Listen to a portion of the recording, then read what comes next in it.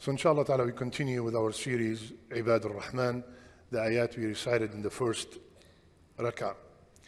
And we have mentioned few of their characteristics. Number one, they walk on earth with a humility. Number two, I know it's too early, still sleeping. If the jahilun, if the ignorant speak to them, they leave with dignity. Number three, they spend the night either in sujood or in qiyam. Number four, رَبَّنَا اصْرِفْ عَنَّا عَذَابَ جَهَنَّمَ. They make this dua, Ya Allah, keep the punishment of the hellfire away from us. That was the last one we discussed. Today, inshallah ta'ala, we'll go, subhanallah, to the next ayah. وَالَّذِينَ إِذَا أَنفَقُوا لَمْ يُسْرِفُوا وَلَمْ يَقْتُرُوا وَكَانَ بَيْنَ ذَلِكَ قَوَامًا.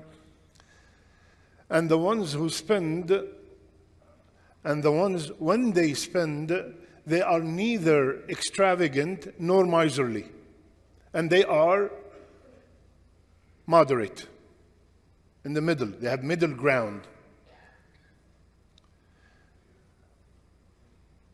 The first thing we notice, because many people think that Ibadur Rahman, they're sitting in the masjid all the time. They have no money. They have nothing to do.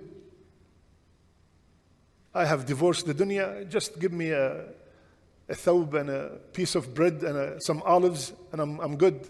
No, Allah is saying that they have money. They do have money. Just like Allah subhanahu wa ta'ala, when He was telling the people, when He was describing the men who inhabit the masajid, what did He say? رِجَالٌ لَا تُلْهِيهِمْ تِجَارَةٌ وَلَا بَيْعٌ عَنْ ذِكْرِ اللَّهِ. The men who inhabit the masajid are men, they have businesses, they do trade, but this business and that job never ever keep them away from the remembrance of Allah and establishing salat. They do have money because somehow religiosity is accompanied or compared to being poor. Abdul Rahman bin Auf is what we call right now in our standards billionaire. Abu Bakr as-Siddiq was a very rich man. Uthman supported the army twice. You know what does supported the army twice? Built the Muslim army twice. You know what does that mean? Yani in our time, he provided tanks and rockets and planes and jets. At that time, this is what he did twice. So we cannot say that because you're religious, you have to be poor.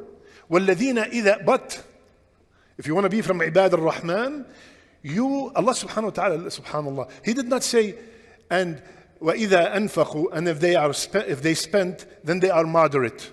No, He gave us both extremes. He could have said, Allah subhanahu wa ta'ala, and when they spend, they are wasata, they are moderate. But Allah subhanahu wa ta'ala showed us both extremes. إِذَا أَنفَقُوا, when they spend, لم يسرفوا, they did not do israf. ولم يقتروا, and they were not miserly. كان بين ذلك قواما. Now Allah subhanahu wa ta'ala used the word israf. What's the difference between israf and tabdeer? Because Allah said in Surah Al-Isra, إن المبذرين كانوا إخوان الشياطين. The mubadhir is the brother. Look at the brother of who? Of the shaitan. طيب, what's the difference between mubadhir or tabdheer and israf? Israf is excess in everything. You could have israf in sins. قُلْ يَا عِبَادِيَ الَّذِينَ أَسْرَفُوا عَلَى أَنفُسِهِمْ. Tell my slaves who have transgressed, went beyond with their sins. So israf could be with sins. لا تأكلوا وكلوا واشربوا ولا تسرفوا. Eat and drink, but do not do israf. So israf could be in food.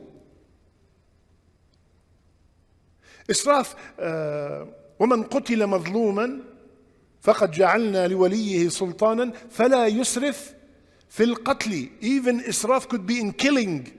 So israf in everything. Israf is excess in everything. But tabdeer is only in money. You cannot say somebody he did tabdheer in their sins, right? Tabdheer is only with money, because those two words, both of them means wasting money, okay? So Allah subhanahu wa ta'ala, He said that these people, they do not go to this extreme, neither to that extreme. Ya akhwan, this money that we have, please, in this blessed morning, listen carefully. This money that we have belongs to Allah. And it has to be spent in a way that is pleasing to the owner. And one of the toughest questions on the Day of Judgment, Allah, you have to prepare the answer from now. For all my brothers that are dealing with haram, I beg you, wake up.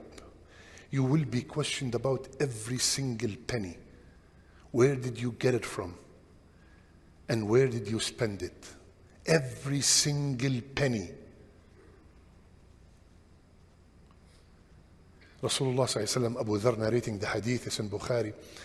He said, I was walking with Rasulullah sallallahu and we passed by Uhud. And he said, Rasulullah sallallahu said, he said, Wallahi, I will not wish to have this mountain of gold become gold. The whole mountain of Uhud gold. And if it did, there will not, 3 days will not pass until I have given it all in sadaqah. The number, I don't know, if this room was full of gold, it will be zillions of dollars. Imagine, he said, mountains of Uhud was gold. It will not, 3 days will not pass, except I have already spent it all in sadaqah. الأكثرون هم الأقلون يوم القيامة. In the same hadith, the rich ones are few on the Day of Judgment. إلا, except the one who spent هكذا وهكذا وهكذا وهكذا.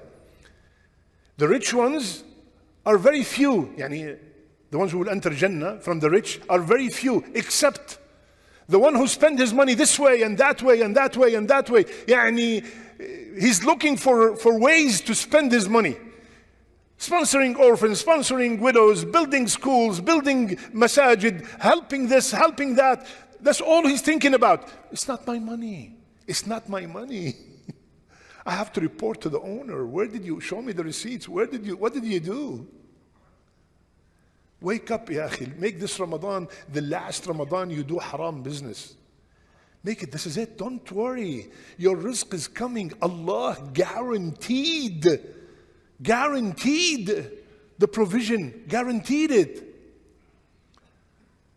So don't go to this extreme and waste your money, completely waste the money, and being extravagant in everything. And don't be miserly. Don't be very stingy. Listen to this hadith. البخل والإيمان لا يجتمعان في قلب مؤمن. Stinginess and Iman cannot coexist in the heart of a believer. What does that mean? One of them is going to kick the other out. If you are a mu'min, then anfiqu all over the Qur'an. You're going to be spending. And if you're a bakhil, that means you do not believe in the ayat. Ibn al-Qayyim, listen to what Ibn al-Qayyim rahimahullah said. He said an ayah in the Qur'an. Listen carefully, please. He said an ayah in the Qur'an to test your iman. He said there's one ayah in the Qur'an. If you would like to test how strong is your iman, read this ayah. What is this ayah? من ذا الذي يقرض الله قرضا حسنا فيضاعفه له أضعافا إيش؟ كثيرة. Who? من ذا الذي يعني if I'm standing here, who's that amazing brother? Who's that great brother that is going to sponsor this, that's going to support this? and everybody will be very happy if someone stood up and he will feel very good. How about if Allah is asking, who is that person who's going to give me a loan? And I will repay it multiple folds. Yuqrid, the word qard, it means is a loan. And when you have a loan and you're a righteous person, that means you have to pay it back. And Allah Azza wa Jal, He is the one who's making the promise. Who is that one that's going to give me a loan and I will repay it multiple folds? You want to test your iman? Check on this ayah. Now the brothers are thinking there's a fundraising coming after this. No fundraising. It's coming up soon, but not today. Subhanallah, it's so true.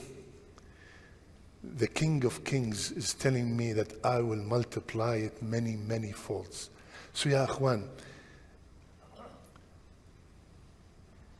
many people, or many specifically sisters, come to me and say, my husband makes a lot of money, but I don't see any of it. And I am a housewife. I left my job, I left everything to take care of my home. My brother,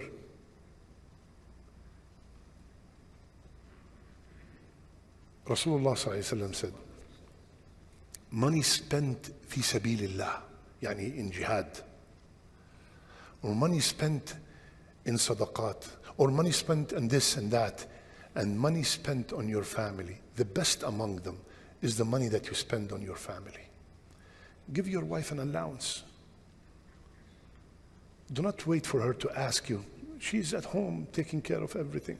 Now, not only some of the brothers not giving their wife allowance, they're telling the brothers are telling their wives, Habibti, you're working 50-50. Because you are working, now everything is 50-50.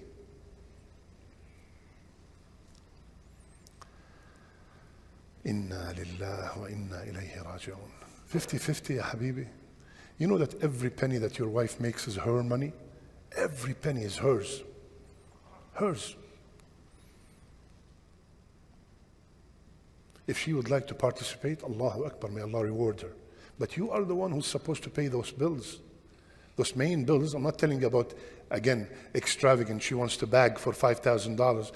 Let her pay for it. I'm talking about the main basic needs of the house. This is your responsibility. And to keep the wood, to keep the love and the mercy, here's $100, here's $200 a week, $300 a month, whatever, go buy whatever you want. Don't make her feel that she has to beg you every time she wants something. She's your wife, the mother of your children. That mentality, subhanallah, if you are stingy with your family, something's wrong with you. And you are very generous with others. So Allah subhanahu wa ta'ala, He's telling us, if you want to be from Ibadur Rahman, you are neither going to this extravagant, you're not miserly. I mentioned the story to my students in the fitya. There was a brother, he was so rich, what we call right now filthy rich, very rich. Buildings and buildings and buildings in one of the Emirates. But he was so bakhil that he has only one thawb that is always dirty. And he does not buy shoes. He wears the one dirham flip-flop. To the level that they start calling him Abu Flip-Flop. Abu Flip-Flop. Millions of dollars, millions. Doesn't give his family nothing. Family struggling. You know what happened? When he died, his family, his kids, because they couldn't stand him, did not pay for the funeral. The mu'adhin has to stand, the imam of the masjid has to stand and ask people to please donate to bury him. They don't want to even bury their father. What did you do with all that money? So ya akhwan, may Allah make us all from Ibadur Rahman. So these Ibadur Rahman, they are moderate in everything that they do, and specifically when it comes to their money. So by nature, human being love to own things and to still own them, to keep owning them. This is by nature. Islam came to regulate that and to make us fight this desire. Fight this desire of owning things and keep owning them. Rasulullah ﷺ said, the son of Adam, if he has one valley of gold, he will ask for two.